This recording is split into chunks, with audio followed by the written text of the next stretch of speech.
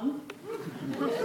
And I'm here to tell you about another group of people all around the world who have been going through their own apocalyptic panic because the end of translation is near. And in fairness, crowdsourcing, social media, and search is definitely making it so that translation is going through a massive change. It used to be that you had to go through a massive disaster of Electrolux proportions in order to decide that translation was important. One of the challenges with old media or traditional media is that there was no real good way to measure the impact something like this had on your organization, good or bad. One thing that I know after 13 years in the world of globalization is that even today, agencies and product companies, no matter how much revenue they have coming from outside of the US, still think of their international audiences as an afterthought. But now we have massive crowdsourced translation efforts that make the entire thing look easy and cheap. You've got TED crowdsourcing their subtitling. You've got Facebook, who took 18 months to actually get 70 languages up and running. But a little known fact about Facebook is that they actually took 25,000 volunteers to get just the Turkish language up and running. Yeah, good for them. But how many organizations have the technology, the resources, or even the time and the energy to manage 25,000 volunteers multiplied across 70 languages?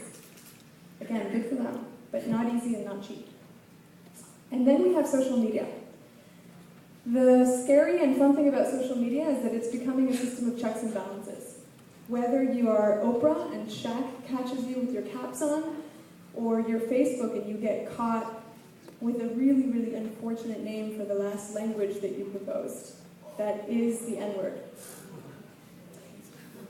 Social media is, as I mentioned, a system of checks and balances. So you get caught with your pants down on social media, and it has a way of magnifying whatever mistake you've made and reminding you that the collective memory is long.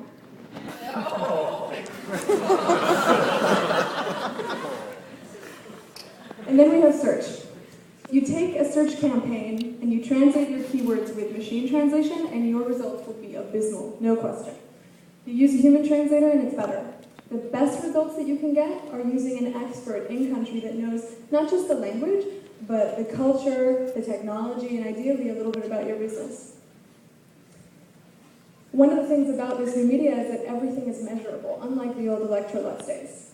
And so I'm going to give you a couple of examples. The first one is this idea around keywords. So the word deuda in Spanish means debt.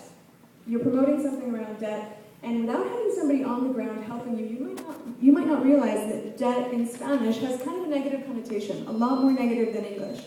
And it's not the kind of thing that I would use to search for anything. The other thing that you might not know if you didn't have somebody in country helping you out was that the word scooter has a perfectly correct and accurate translation in French, German, and Italian. But without somebody on the ground to tell you, you might not know that in those countries, nobody uses those translations. People say Vespa, the way that we say Kleenex when we mean tissue, or Xerox when we mean photocopies.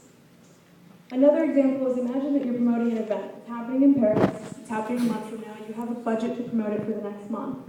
And it's happening at the local Hilton. You go away on Friday, you come back to work on Monday, and your entire budget has been decimated over the weekend because somebody else, using the exact same keywords, has been blowing it up on the internet while you were away. How do you prevent something like that from happening? Moreover, how do you prevent it from happening in Germany, in France,